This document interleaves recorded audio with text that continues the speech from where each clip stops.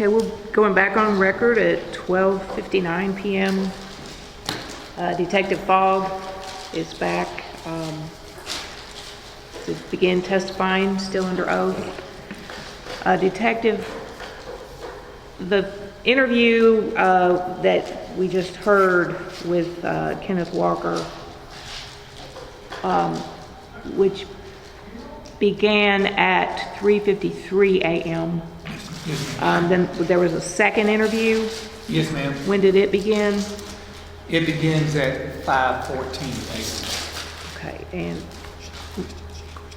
oh, I'm sorry, yes, ma'am. From the last one, just based on the recording, do you know if they recovered the gun holster that you mentioned that was recovered? I'm not certain on that. We didn't have a photograph of it, so I'm not sure if they collected that or not. Okay. And then the other question is, as far as the calls that we made, do you have recordings or record of those calls they made? They had the 911 calls. So they're not to his mom or her mom? No. There's phone records, but we don't have the calls. No. We didn't get those? No, we wouldn't have those. No. So it can't confirm, or it can't confirm? I don't have the records in front of me. I know on his recording there is the 911 call. It sounded like he was talking to someone else. We don't know who he was talking to. There was one other thing. Yes, In sir. the last recording, it showed that there was about 20 minutes left. That's when he was being photographed, is by the crime scene. They just kept the recording going. Yes. He's getting photographed by the crime scene technician. Sorry, one last question. Yes. He mentioned that she had a Charger. What was the car that they were part of the search warrant? Was there a car as well? Yes. Was it her car?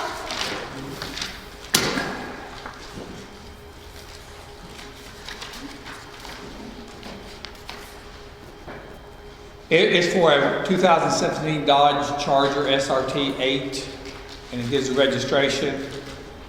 And what color was that? Is it listed in It's there? red in color. A 2000, and what year was that? Yeah, and this one says 2017 Dodge Charger. And this one has a Mississippi registration on the search warrant. Okay, perfect.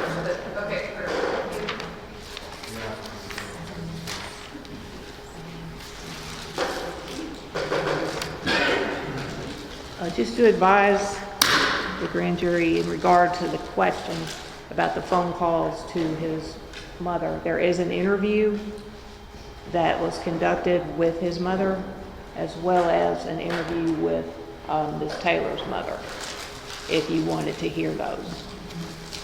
Those, as far as the phone call. Did they mention the call?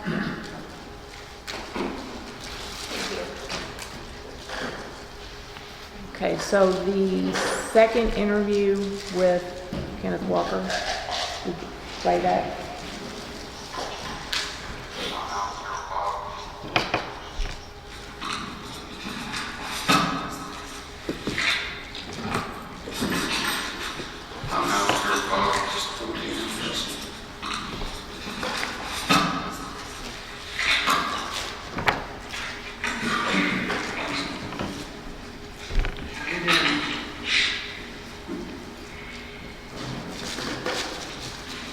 Anything while you've been sitting here that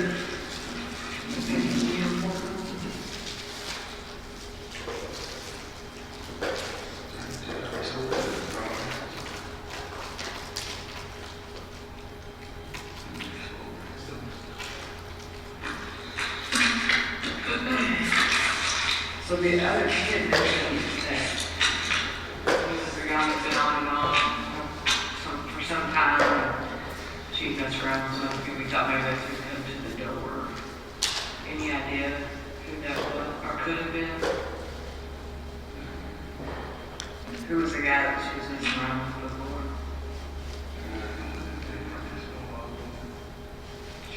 really. You don't know anything about him, like, was he involved in anything that would link him to her, that would raise questions? And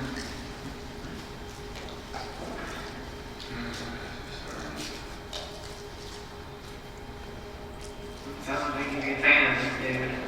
He was messing with your girl.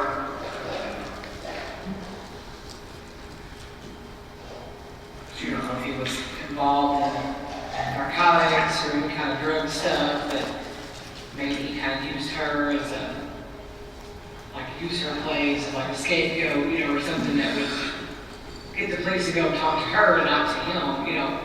And if she kind of did him wrong and he was mad, and so he would say, hey, this is the address, or, I mean, do you think?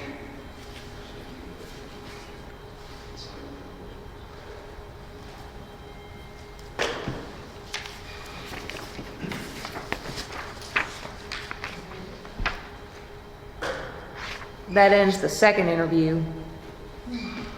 A very brief one. Any questions in regard to that brief one? Was there more? So then the third interview, Detective Fogg, the third interview begins at 5:19 a.m. Yes, ma'am. You said AM? a.m. What time was the second one? 5:14 a.m.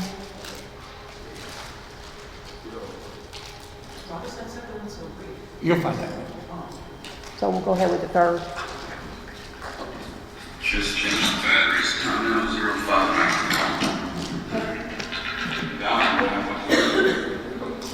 I'm sorry, go ahead. Breonna, right? So, Breonna? You said it was the cousin. I think she was at CO.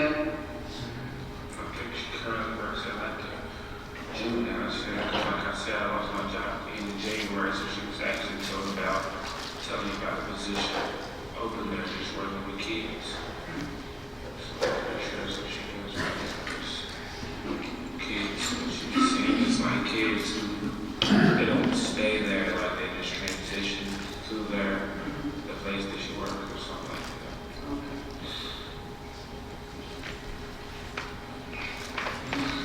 that. So you've never noticed Breonna having any kind of people coming in and out of the apartment, or? Definitely not. She hates people. Like, I like coming over there and stuff. Do you know the dude that she kind of messed around with when you guys were on or off that would come to the apartment? So you can't think of anything or anyone that would cause the police to be looking at her apartment?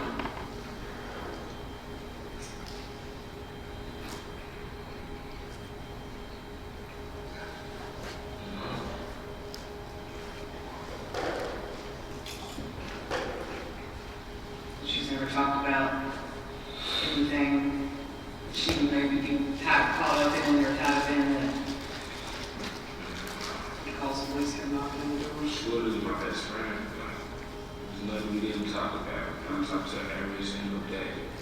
So, I would, even if she didn't tell me, I would call her. I noticed there was something. I don't know where. When you guys would be on your off, would you guys still be in contact with each other? Yeah. So you'd be not dating, and she'd be kind of dating somebody else, but you guys would still interact? Yeah. That'd be hard. It was. That's what she's not trying to do. But it was only like that because, like I told you, like when we first met, originally we was friends. So it was like no matter what, like we was always gonna be friends. And like, no matter what we gonna do, she'd be there for me. No matter what she was gonna do, I was there for her. And it wasn't a whole lot of dudes. It was just one dude. It was just one dude. I mean, she messed with him before she messed with me. So it's like a really random guy. You don't know his name?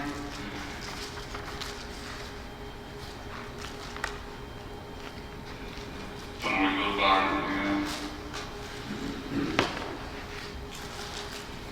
She must have been more than once then during the time of your all 7 years.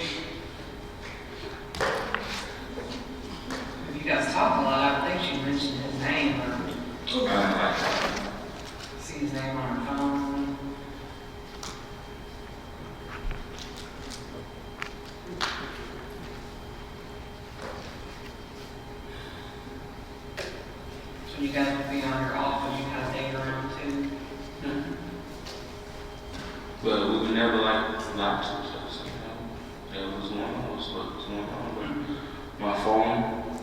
stealing her name and like, going to her house and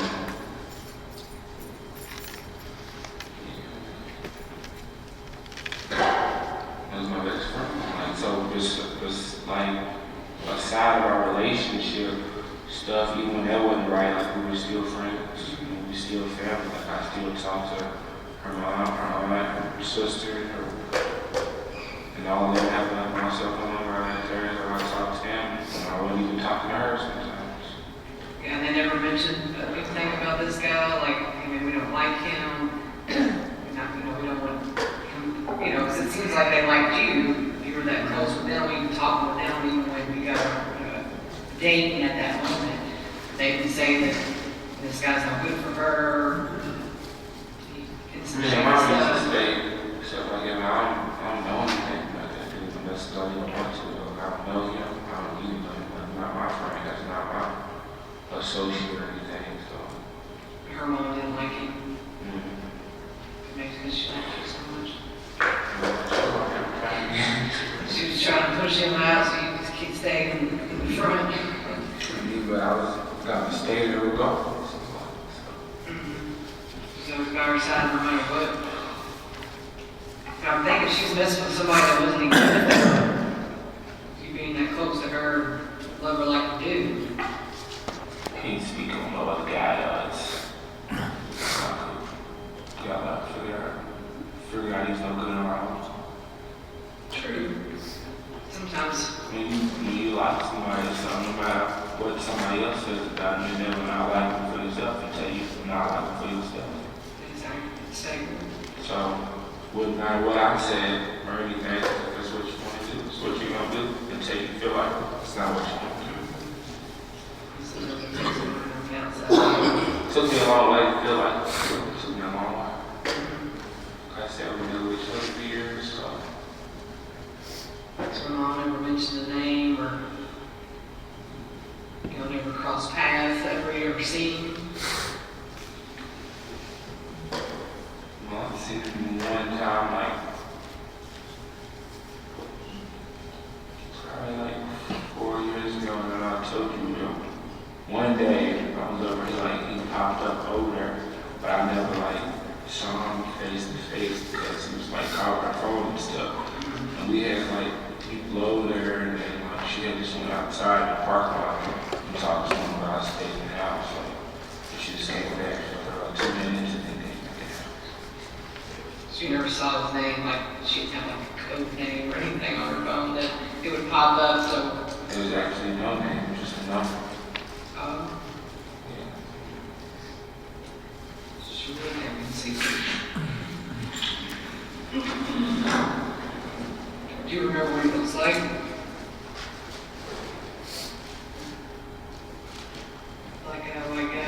Black guy. And so you don't know if he was from the area, local. I really try not to look too much into it, not to drop myself quick. Because at the end of the day, we had like an understanding. So it was like, until we decided how we're going to be together, then whatever we do is whatever we do. Okay, because the reason I'm at it, we're just trying to figure out what would be the reason for, police coming. Exactly, they already told me they made a mistake, so I'm knowing that was a mistake. And then they kept on asking me, is there anybody else in there? I'm like, no, it's just her on the ground, got shot her. And they kept asking me, is there a white male in there? I'm like, no, there's not a white male in there. There's never been a white male in there. So they must have been looking for a white male and knocked on the wrong door. That's my conclusion. I'm almost 100% sure that's what happened. And then when I told them that there was nobody but me and her in there, when after that dog was barking at me and stuff, and I'm getting on my knees and I put handcuffs, I seen all their faces. I told them there was nobody in there but me and her, and they're like just looking around each other like kind of like scratching their heads like they thinking they would go to the wrong place. Like I seen it on their faces. Like there's no reason. Like literally for the last 4 days in a row, she's been at work, working 12 hours a night. For the last 4 days, I've been over there playing my PlayStation In her apartment. at her apartment for the last 4 days. And today was the first day that she was off. And she was actually letting me know she was going to go to work today at, well, whatever, you know, last night at 11 o'clock if they needed somebody to come in, but they never called. So, anyway, that's either the right direction or she ended up going over.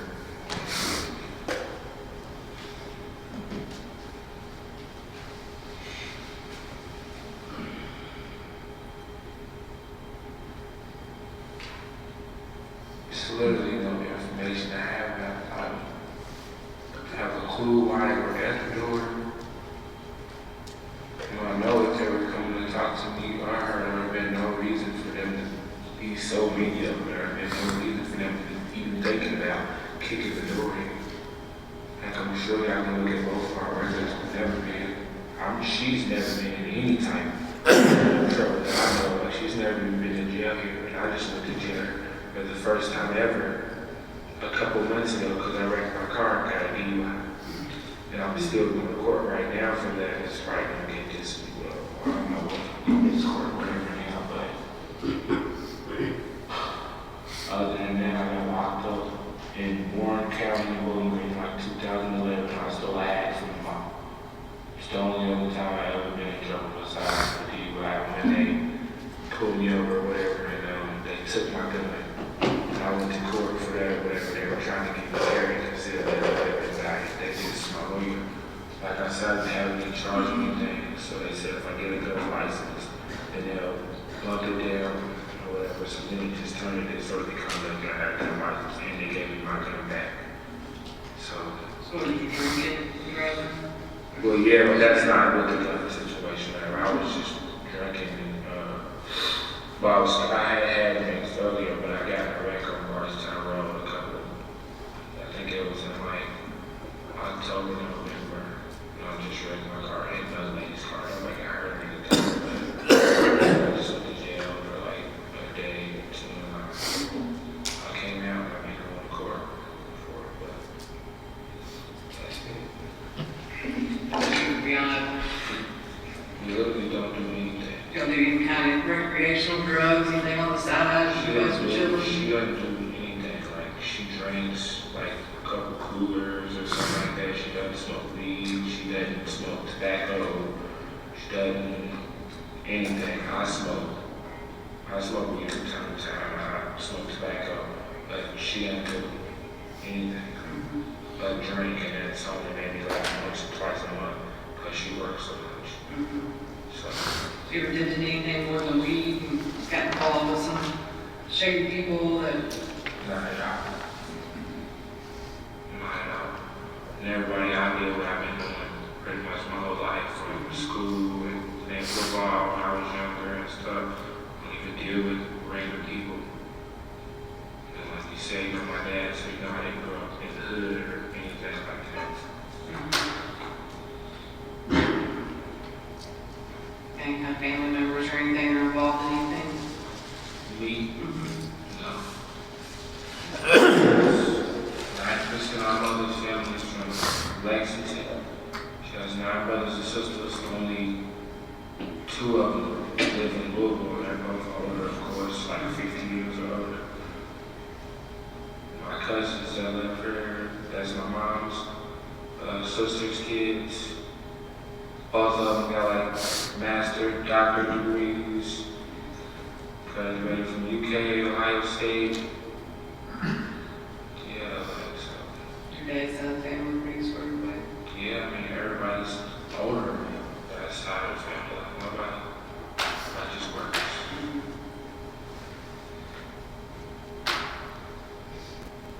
That's it.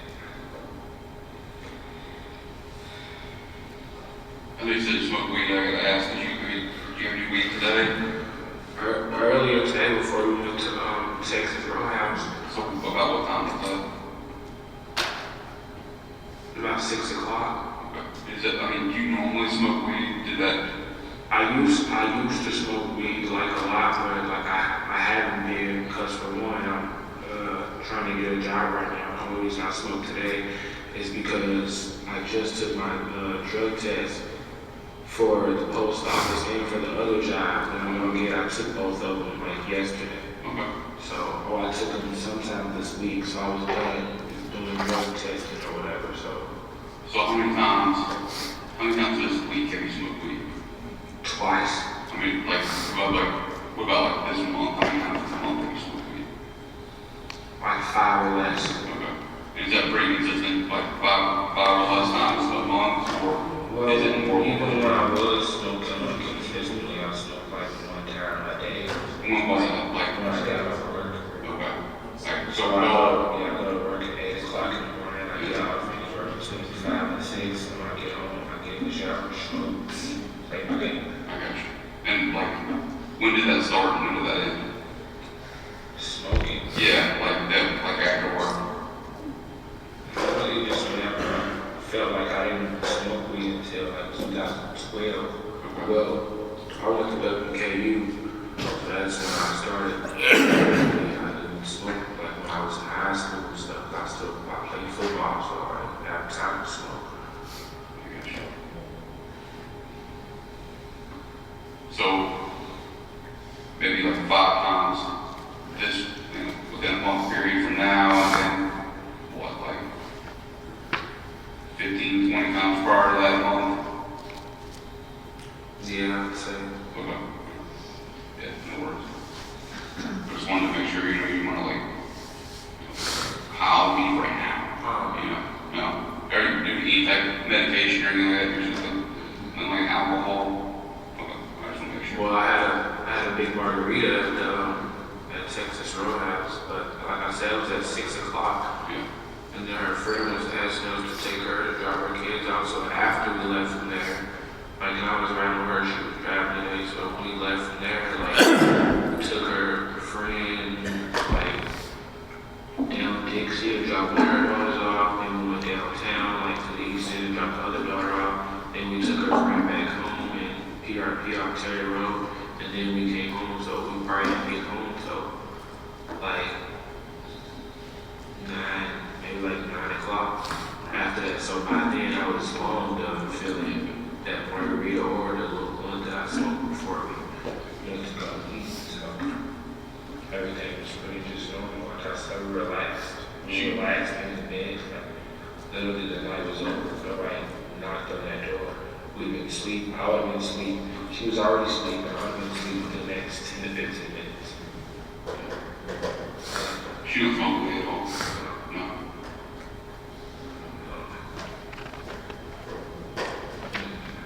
I'm trying to get into before, but No. Not happening. good for her. Man, and help me kind of understand something, right?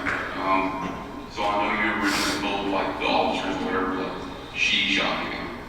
Yeah, I didn't do it. I was just scared. Like, I didn't want to think that I was like something where it's like when I first came out and stuff, I had no reason to say, like I said, my gun's legal and everything. Like clearly I was scared. Like I don't know, like nobody announced that stuff or anything. Like clearly, like I said, we never have no dealings with the police or whatever. So if I would have heard at the door, oh, it's the police, it changes the whole situation. Like, there's nothing for us to be scared of.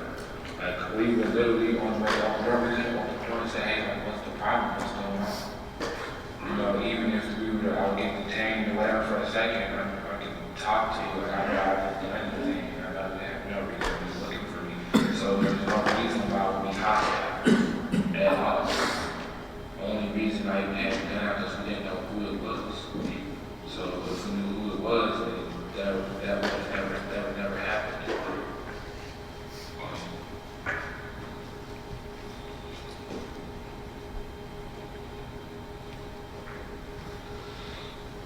The only reason I even said something about the ex-boyfriend or whatever was like I said, neither one of us in anything. So I can't for the life of me imagine why anybody would be knocking on the door at this time, but it's just like if it was going to be anything, it could be that. What else? Like what other? I just don't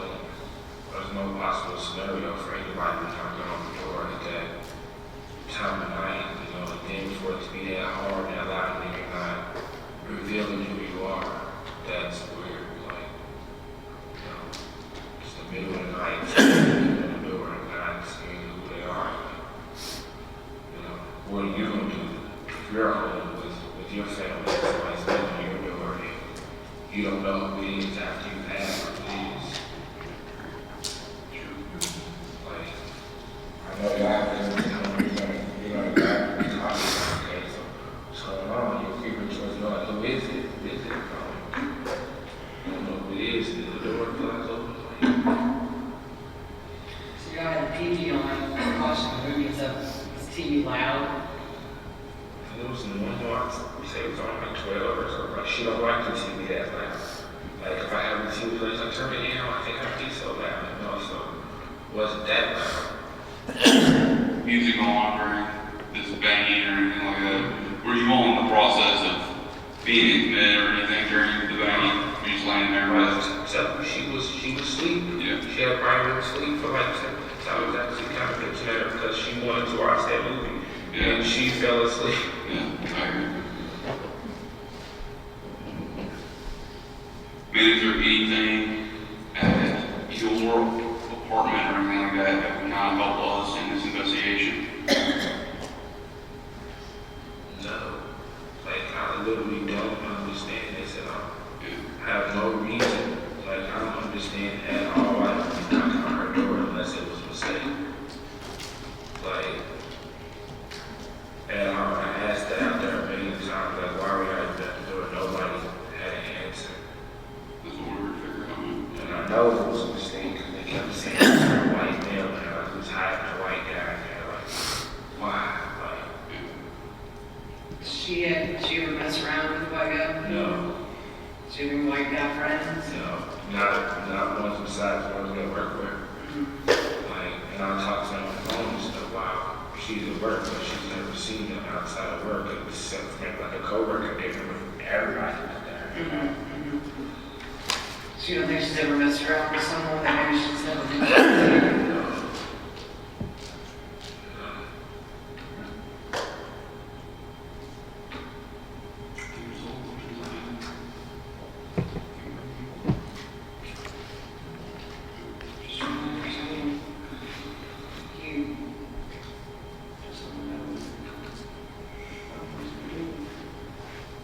I thought that guy who was talking to me was gonna be here.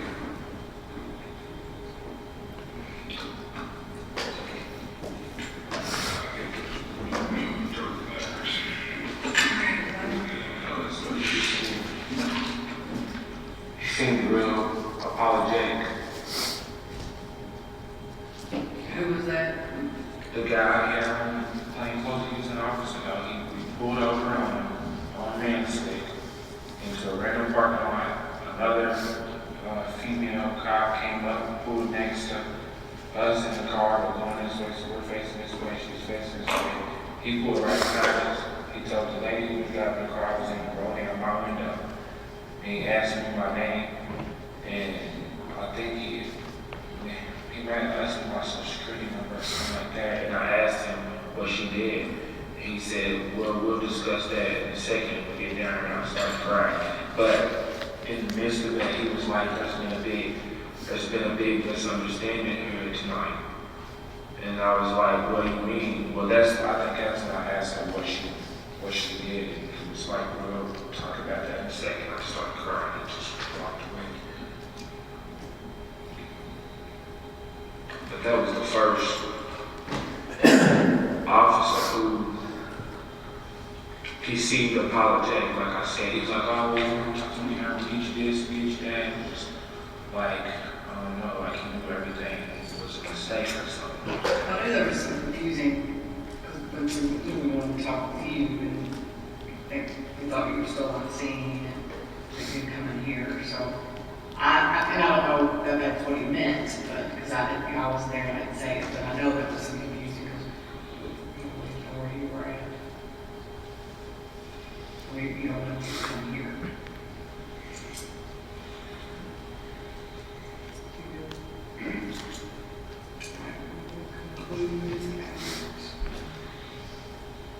If you think of anything else, you know, those smoking at them, all right, well, we're interviewing everybody, police officers, anybody saw anything, you know, stuff like that, just give some time, okay?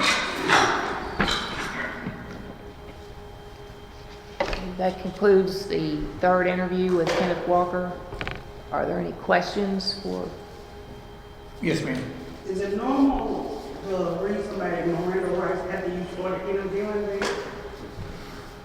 I mean, because they read his Miranda rights in like 7 minutes and 45 seconds into his interview, the first one. Well, you can talk to them a little bit before you do it, but usually it's done it doesn't have to be done right at the beginning. You can do, like, questions or conversation, just kind of get to know each other. She admitted she made a mistake, but she should have done it a little earlier. Okay.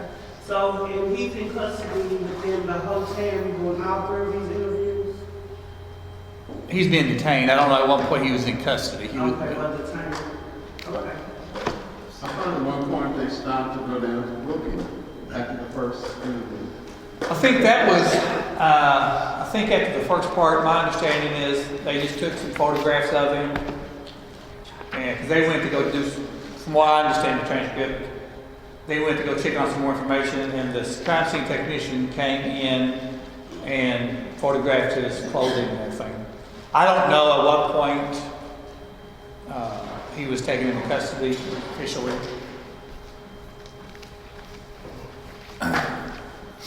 anything else? Was he asked to take a lie detector test?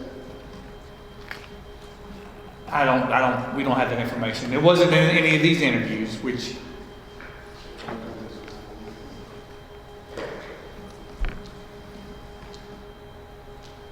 Okay. Detective, did you obtain a copy of an interview done by a Public Integrity Unit of the SWAT commander, Lieutenant Dale Massey, yes, ma'am. who arrived on scene at Springfield Yes, ma'am. after?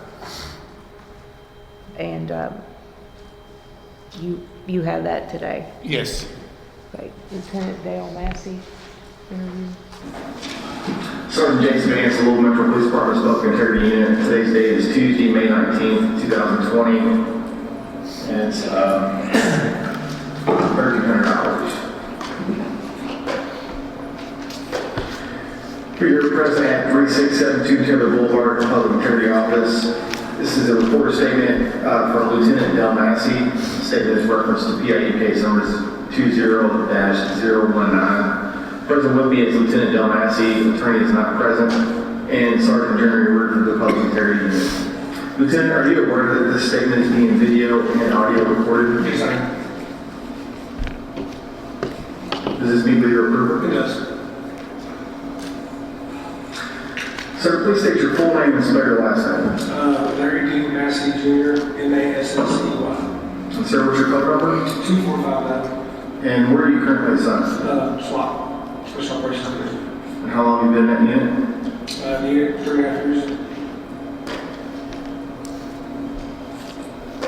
And how long have you been with the department? 19 and a half.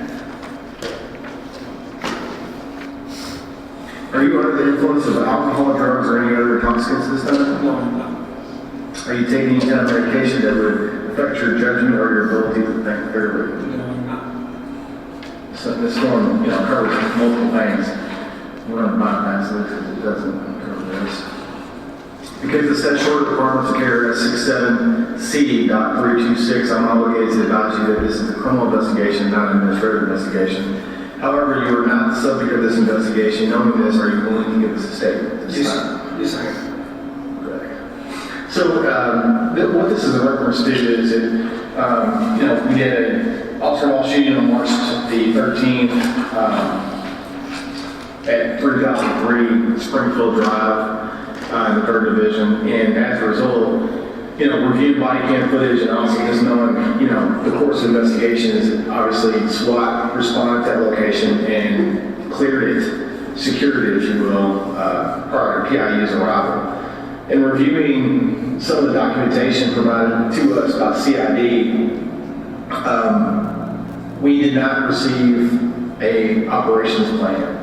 So one of the questions we wanted to see if you guys were, I know you all had briefing before the search warrants because there was multiple search warrants served that night. Is it some of the information that you all gathered from the briefing and what information were you all provided before that night? Okay, yeah, backtrack. So we got information on these doors probably about a month in advance. We got pretty much launched the operation. Sergeant Cassie, Sergeant Barton kind of points on. So what kind of happens now with us is we'll let our numbers score, so call me, put the sergeant kind of goes through the planning phase and kick it out to our officers who do the recon to start our planning process for that matter. In a meeting about a month prior, they brought up multiple locations. Our guys advised them, hey, we need to take this slower, regular 8 orders in one night, simultaneous orders around that business touches because they had danger of doing 2 locations at once. How about we do 2 this day, 2 next day, and so on and so forth. And there was mention of the address on Springfield that email sent to Joe Cassidy. Fast forward to the week before, so he gives 2 addresses, both on Elliott, one's a vacant. We're across the street from each other. Detective James comes in, the night of the warrant, do the briefing. We bring both of them up on his end and our own. So he'll give us the intel behind his case, what he's learned, which we counter. Easily enough for us to really understand it. It was our 5th time, I think, in 18 months doing it. So we have a pretty good idea what that was like. And they can next door dealt with that as well. He goes through his whole brief, giving us his intel on his side, so we're going to go through our brief on the tactical plan. So what we've done since going full time is we completely overhauled how we plan wars. Back in the day, we would take a lot of detective information and take it as golden, not anymore. It's soft, and there's no kids, there's no dog or told, there's kids and dogs. So we had an exhaustive recon process that we went through. He made mention of another address, 2605 West Ali that night. Said something to the effect that we're going to do that night. At a later date, sounds like it. At no point did I ever hear the word Springfield mentioned in the briefing. Someone else may have, I never heard it. It was never said that they were doing any other words. We rolled out to Elliott with the understanding of who the owners of the world are, okay? Well, we're on the scene, so we're across the street from each other, so it's kind of a tactical destination, trying to play this house while I work in this house. There was like 10 or 12 people in this house. So I'm with a Bearcat in the middle of both locations, kind of just surveying what's going on. We're about, 2 or 3 minutes into working the door, we're calling people out, and on our SWAT watch, you over here, shots fired. Wait a second, shots fired. Is everybody good? My guys get on the radar bleeder here. It's like, yeah, we're good at the bridge point, whatever. So I believe a sergeant with the phone comes on our SWAT show and said, yeah, Springfield, gives the address, we an officer while shooting. I'm with the Bearcat, so we gotta gather our bearings. So like, we're talking about, again, back to the point that we have no idea that they were doing war at the same time. Gather our bearings, kind of get up the QRT together. I know it was me, Sergeant Myers, Sergeant Cassie, Sergeant Hogan.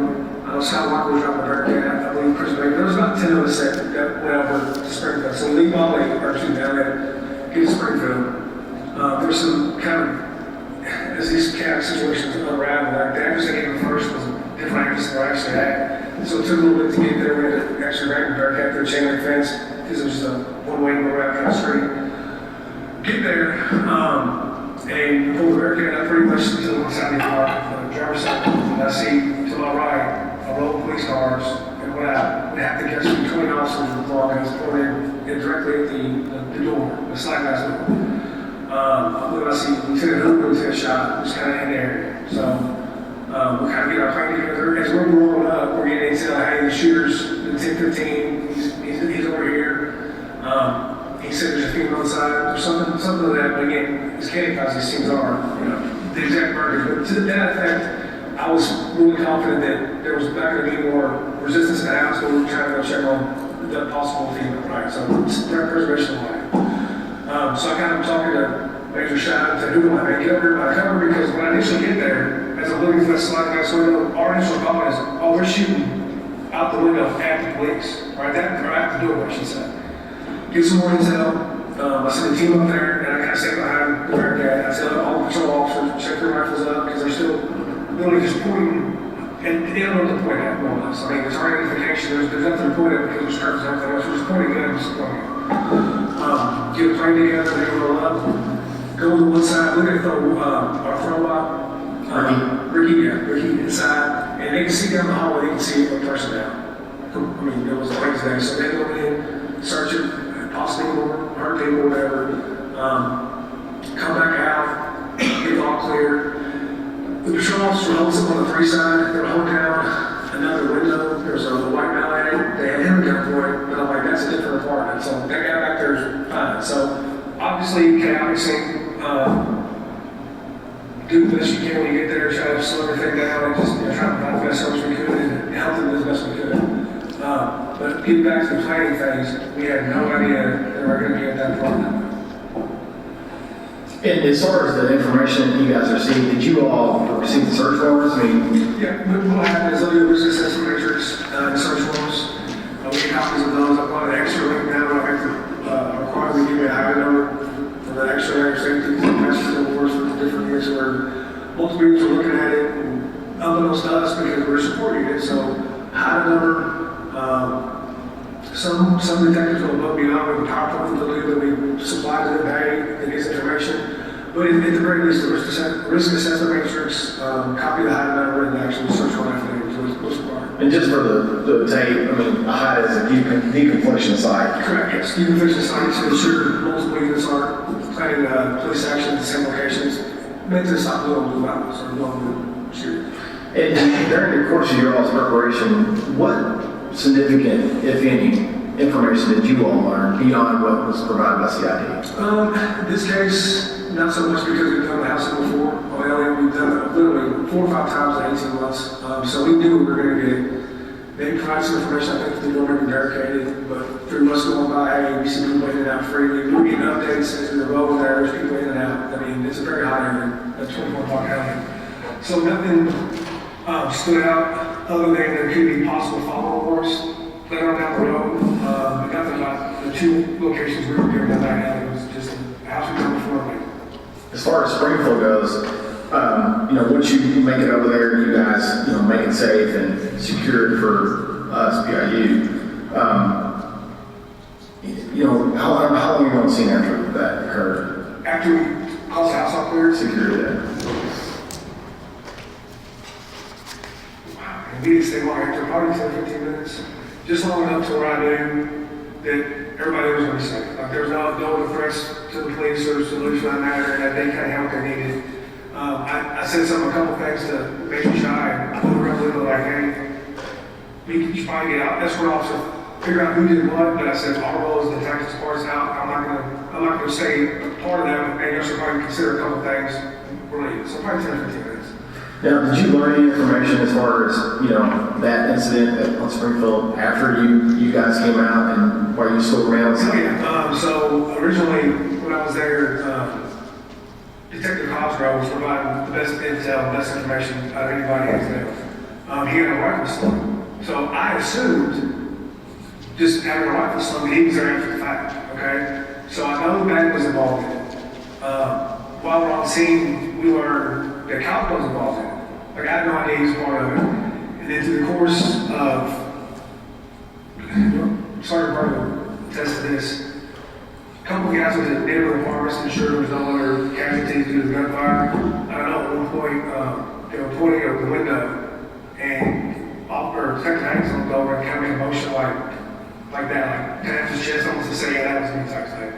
So as we were on scene, it became pretty apparent to us what we thought happened, as far as what happened initially at the breach point, and then when those how many rounds were fired through the windows and doors.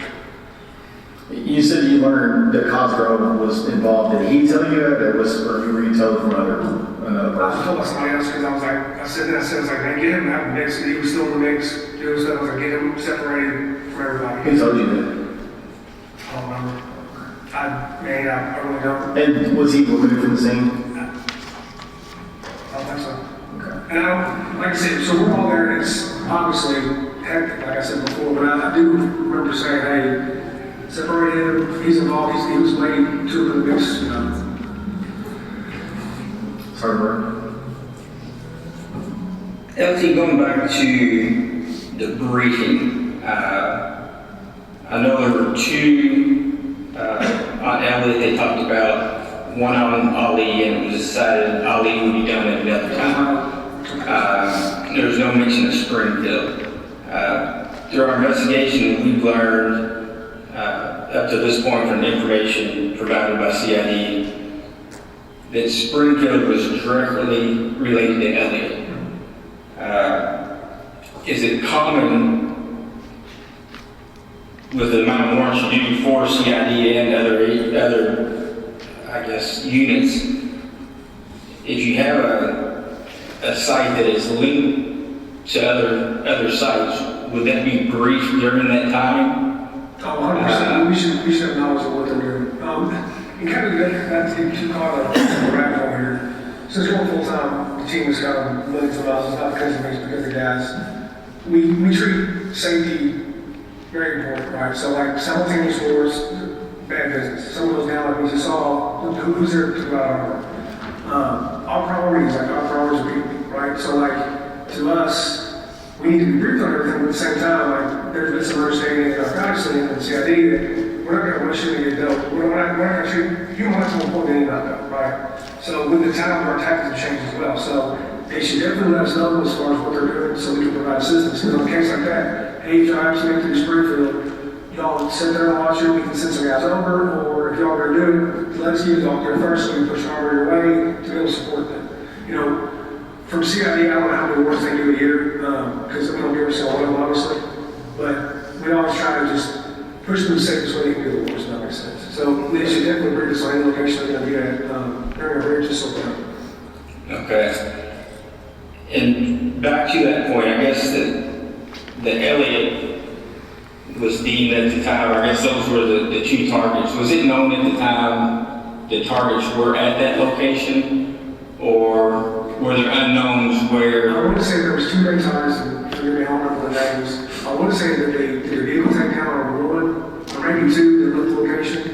And one of the other targets, it was like 3 or 4 targets. I think at least one was in the other house. I think 2 were taken down as we were around, or as we were working on the first resident, on the first incident. But the timing of that, and I don't know which one was the main target versus the secondary target. They provided like 3 or 4 different names. Okay. You mentioned the email to Sergeant Cassie about Springfield. You know, I guess he may have more intimate knowledge of that. But was that around the same time the other warrants came in, like a month prior to? Well, I was on a conference call with Colonel Chavis, Major Gregory, Major Burbrick, and myself, talking about debriefing since then, kind of what we can learn from it. Because I think there was I heard some things that came from the initial interviews with PIU that said SWAT narcotics, which is the CID, weren't communicating effectively. And I was brought to my attention that maybe it was my fault, maybe it wasn't, so we had to turn in the air. That was the first time I was ever made aware of that email because she provided a copy before me. But I don't think I ever received an initial email, and if we did, it was 30 days prior. So mentioning in a briefing or tell us in a subsequent meeting, we're not going to remember that you said Springfield a month earlier. Okay. Colonel Chavis provided that. I don't know, so Major Burbrick was it? Okay, so Major Burbrick. She brought to my attention, hey, this email existed 30 days ago, not 30 days, one of the wars, March 13th? March 13th. It may have been March 1st or 2nd, maybe 2 weeks, 2 weeks to 3 weeks. But I don't look my email, I don't know that I received that email, I may have not double checked. But that was the first time that I recognized that Springfield was mentioned.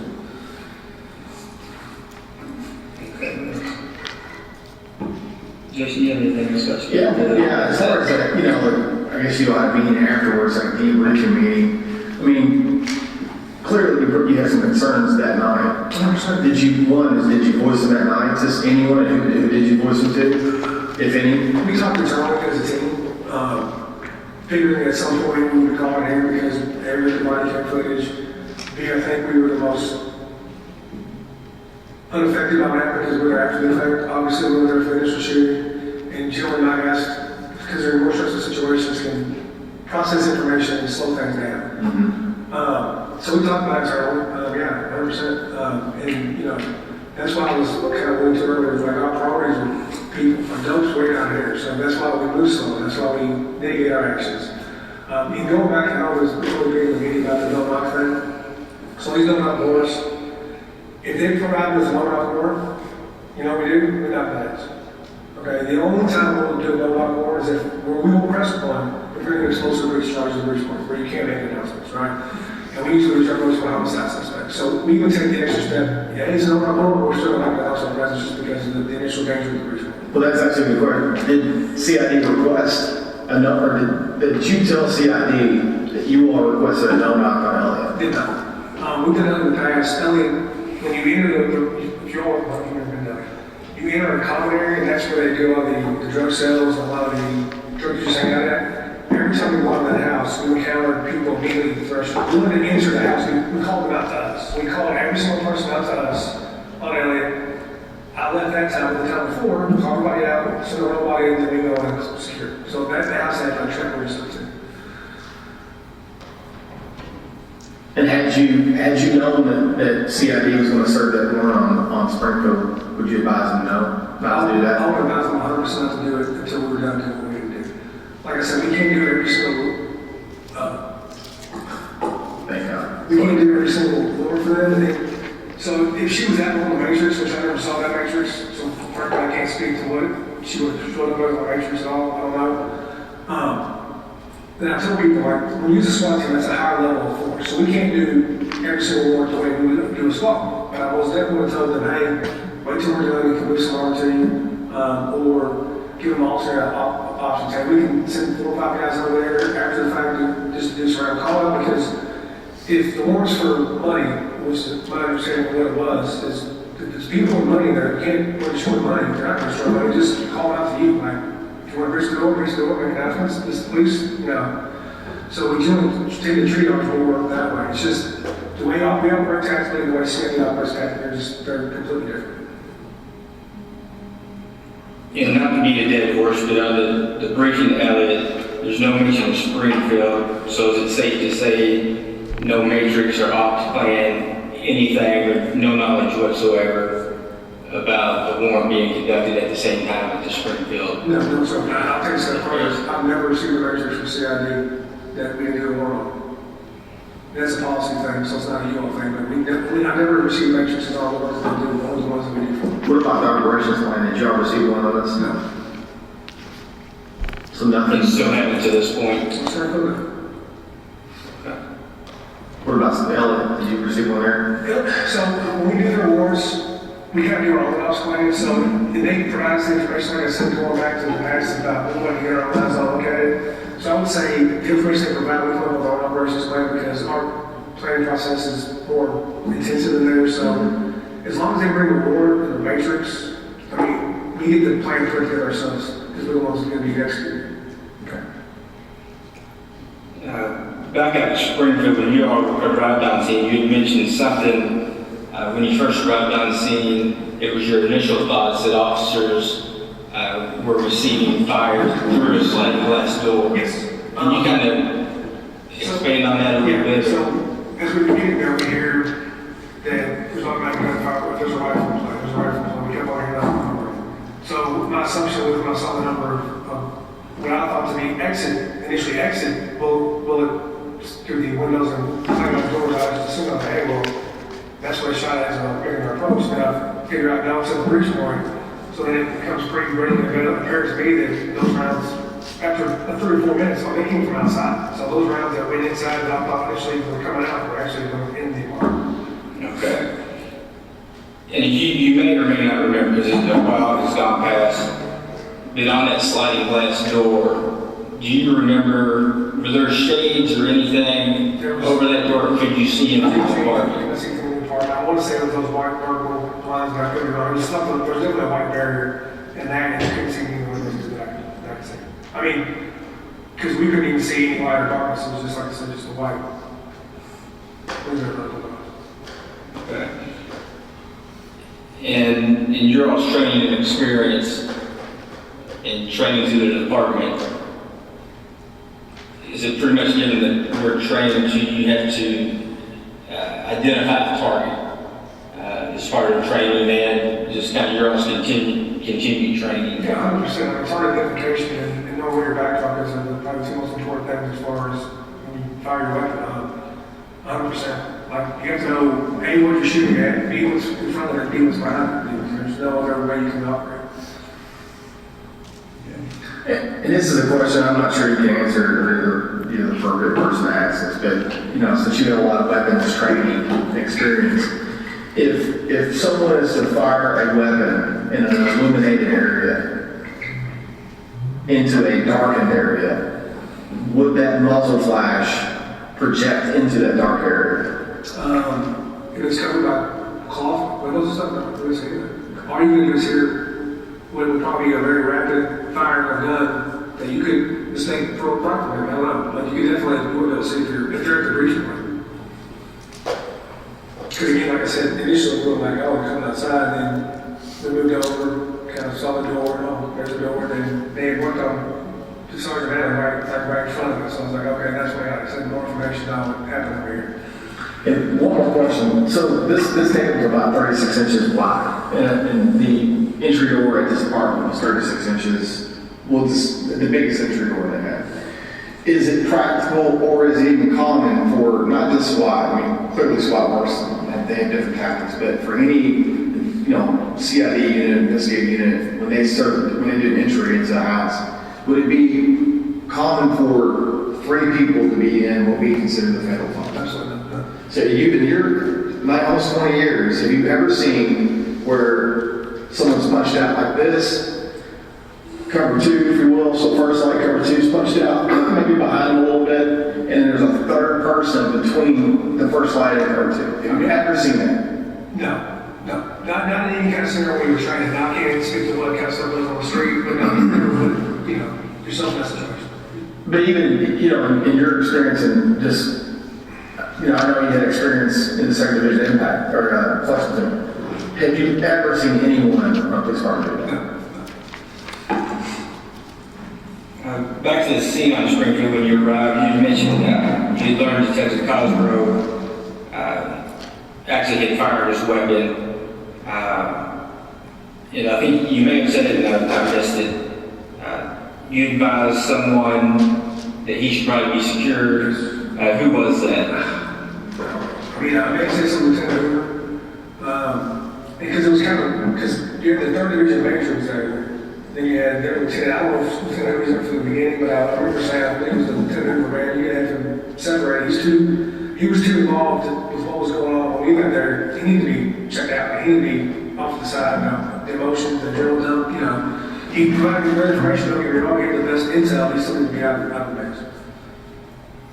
Okay, so at that point, the major of the division. He was already on the scene when I got there. They had another situation in the 3rd that evening they called me about. It didn't rise to our level of need to assist, so we went ahead with the street to the Lord's Alley. So that's how I got there. There was, he was there was probably 78 police cars. We didn't come from like Elliott all the way. I mean, we were by the road for 20-25 minutes. 20 minutes just getting there and grabbing it. It's how long. So yeah, he was already there. Okay. Other than in how our structure in the department is set up with officers such as detectives, sergeants, lieutenants, majors, and up above, Lieutenant Hoover would have been in charge of that activity or that one. If he was there, if he was there for the beginning of it.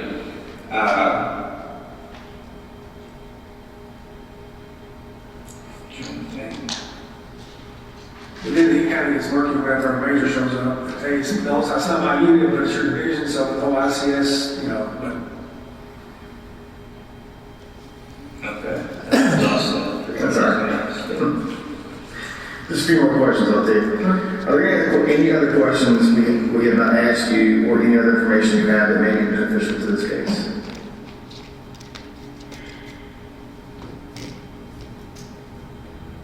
I mean, just based upon what we saw that night, not having been privy to any of the investigation, just the, and not so much my interaction with Detective Anderson or with my guys, we just got the feeling that night that, something went bad. And that deterrent identification, we don't think, again, we did the investigation just based upon our initial, what we saw, what we were told, kind of how we replayed the thing, because we want everybody to be safe, right? That's our ultimate goal. We don't want us to get hurt, innocent people, even the bad guys. I mean, no one's got to die, no one's dying. That's $14,000 is worth it. And even I know it's not worth it either. As we debriefed it, how we know it was just an egregious act. I mean, from a law perspective, that's in fact what happened. Other details come to light, it is what it is. It's just, it seemed like there's no target identification whatsoever for those rounds and shots on the target. Any follow? On Elliott, who was in charge other than you all, can you think of any command who was in charge down there from CID or? Sergeant Farr was there. I don't remember, was Lieutenant Huckleberry there? I don't think he was. I think Colonel Chambers was out with him that night though. I mean, I think she was out riding. She didn't out with us.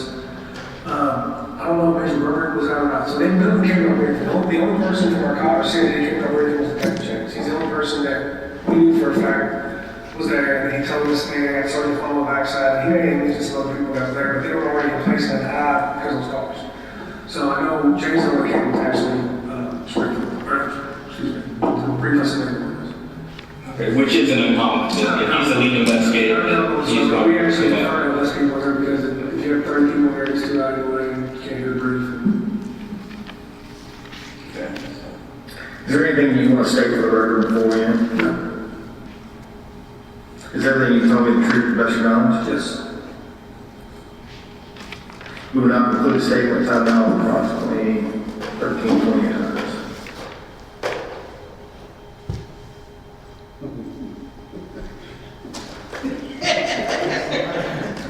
Yes, ma'am. They said they was at 21st and Elliott before they got there, 24th. 24th. Yes, sir. He spoke really fast. Yes, he does.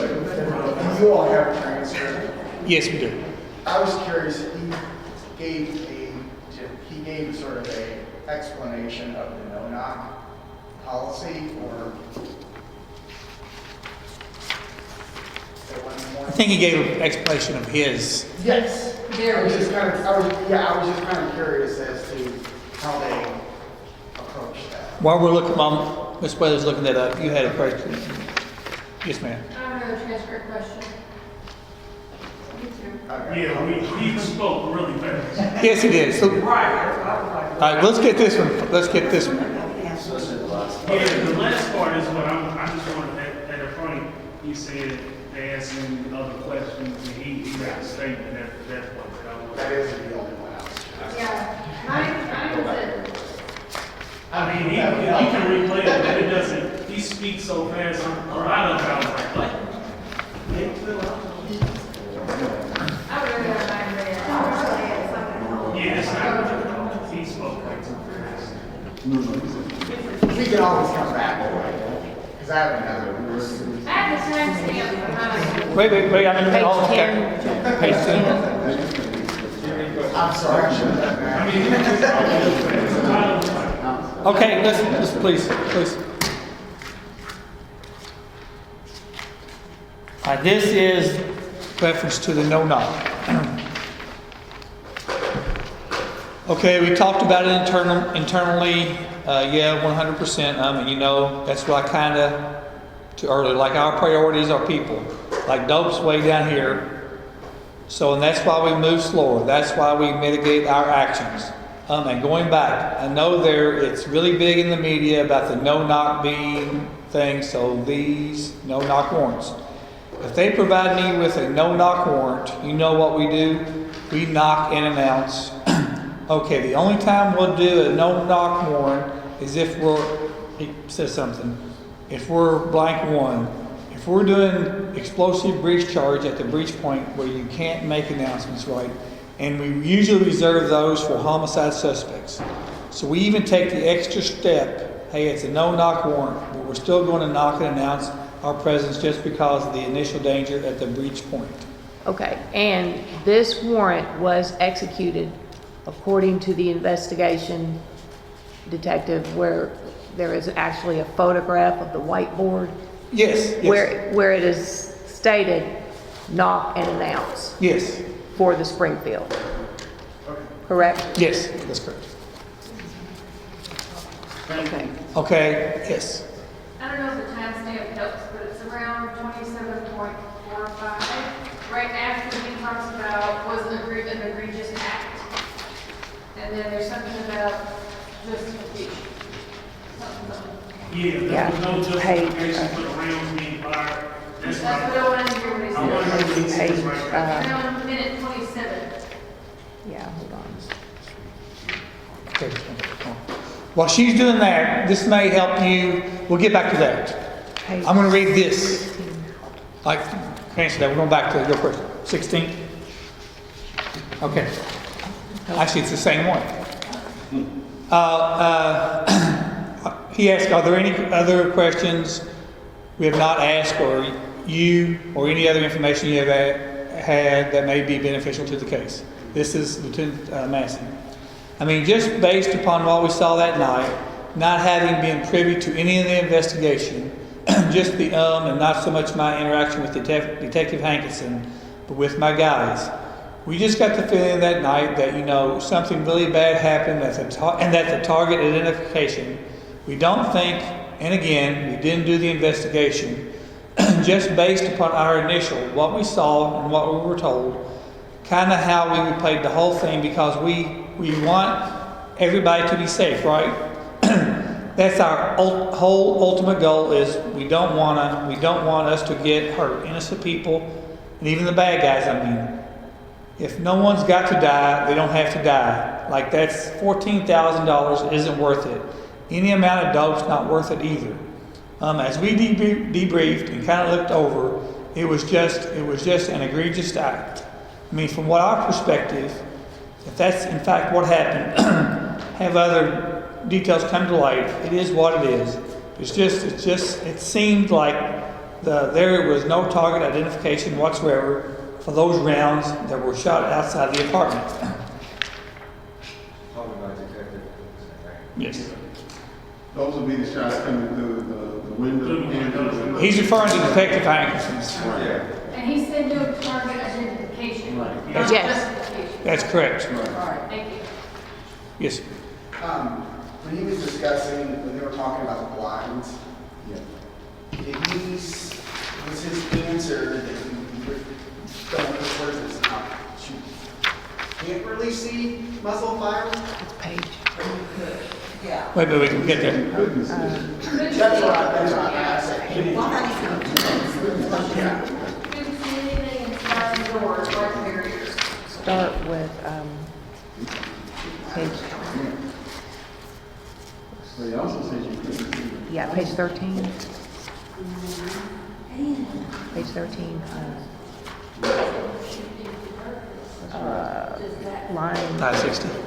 560. Yeah. Okay, vertical blinds, this is Lieutenant Massey.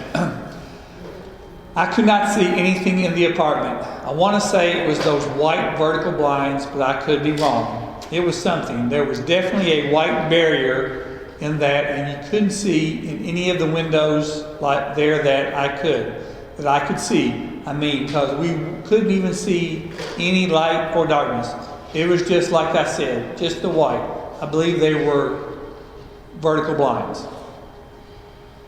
Yeah, and then they asked a question, then there's, Okay, I got that to the bottom. Question one is, and this is a person I'm not sure you can, this is a question I'm not sure you can answer or either. You're the appropriate person to ask this, but you know, since you have a lot of weapons training and experience.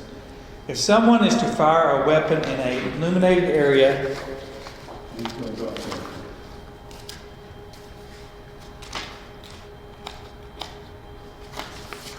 into a darkened area, would that muzzle flash project into that dark area?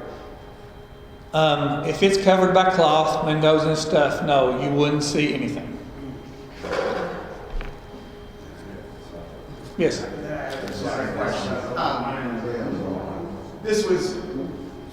This is directed, I think it was about Hoover, but it was basically, I'm just trying to get the gist of what he's saying. Not saying that this is the way everybody does it, or that this is the only way to do it. But I guess, was he implying that if someone is involved in this, they should be separated from, once SWAT goes in and everybody's checking everything, that they should be removed and not... Yeah, but yes.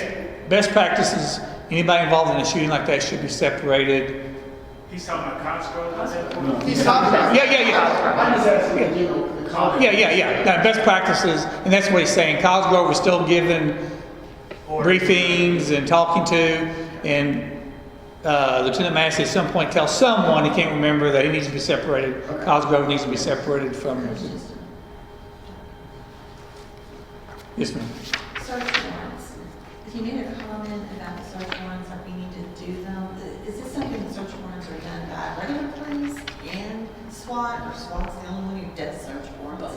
Both, because, I figured both, because Well- this is their normal. well, and SWAT, from what he said, SWAT serves the higher risk warrants.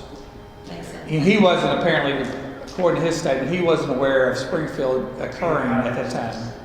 But he would have suggested just wait till we get there to assist. Right.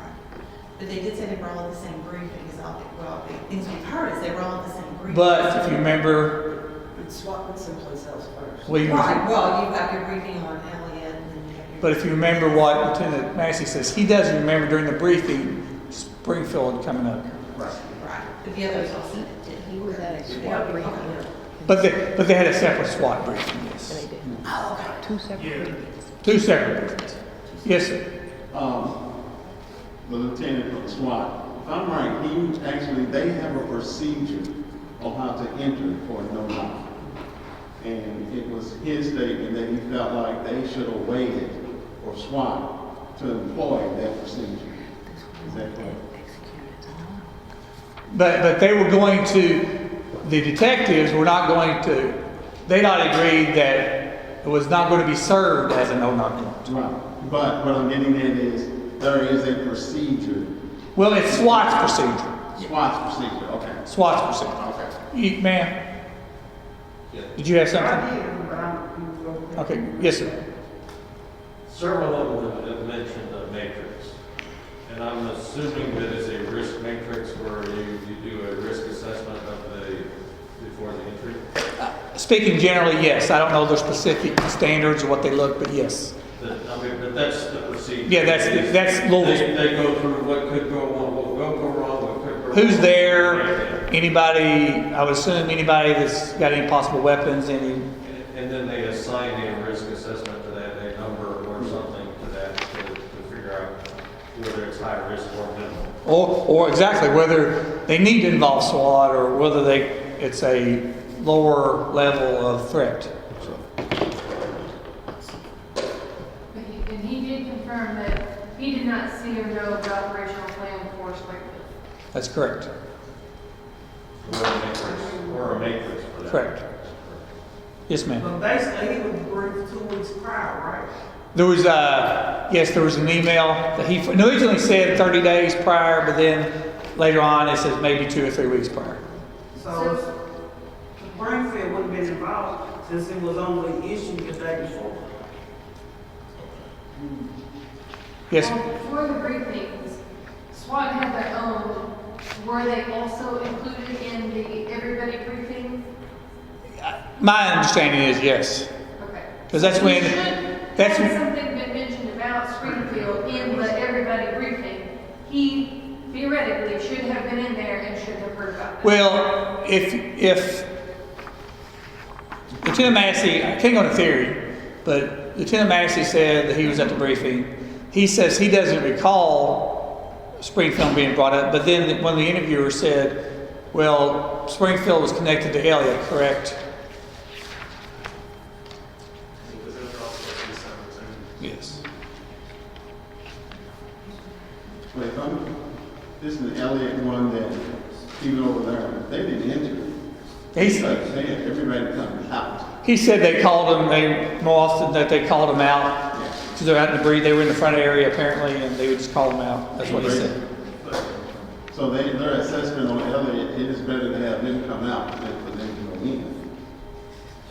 Did you say did he say one of the buildings on Elliott was a abandoned building? I think he did. Yeah, like across the street. Yeah, he may have, but we're trying to focus On Springfield. Springfield. Right. So his assessment for Springfield is he didn't even have any of his people at Springfield. Well, according to him, he didn't know Springfield was going on. Yeah, Thank you. thank you. Can I take a break? Say again? I need to take a break. Okay, break time. Okay, we'll take a break now, so we'll go off record.